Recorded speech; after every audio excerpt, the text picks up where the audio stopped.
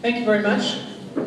Welcome, everybody. Thank you for coming out tonight, giving up your Tuesday evening. My name is Felicia Harris, and I am a native Texan. I'm a lifelong Republican.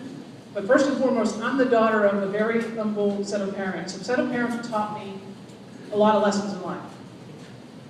The main lessons they taught me is that hard work, perseverance, integrity, and dreaming are the things that make you happy, successful, and define the American dream. And I've been asked a number of times in the last seven months, why are you in this race? You had a good career, you didn't need to do this. And the answer to that is easy, it's very simple. We have a president, President Barack Hussein Obama, who is destined and determined to kill the American dream.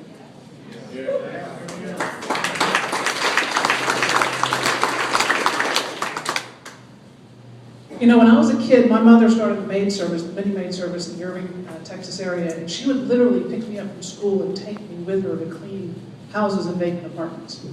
My parents made it possible for me to go to Texas A&M University, get mags, and graduate in 1992. Now, how many of you remember how awful the economy was in 1992? I didn't go occupy Wall Street, like we talked about earlier, Kevin. What I did is I picked up the Houston Chronicle, and I went and found a job selling cars. I was 22 years old, I had an honors degree from Texas A&M University, and the only job I could get was selling cars. I continued to get interviews, and I ended up landing a job with a great company called Coca-Cola Enterprises, and then I decided to go back to school. I started taking law school classes part-time at night, and I put myself through law school.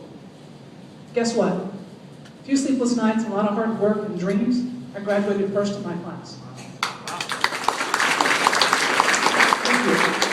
I took that experience and that opened up a whole new world for me, a world I never even knew, because we live in a great country.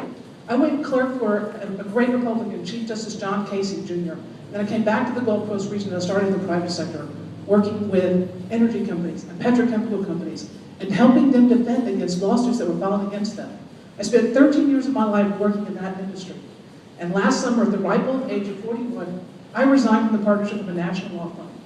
I haven't worked a day since then except on this campaign because I believe in the American dream. I believe this country was founded on three core fundamental principles: that of individual liberty, personal responsibility, and a limited government.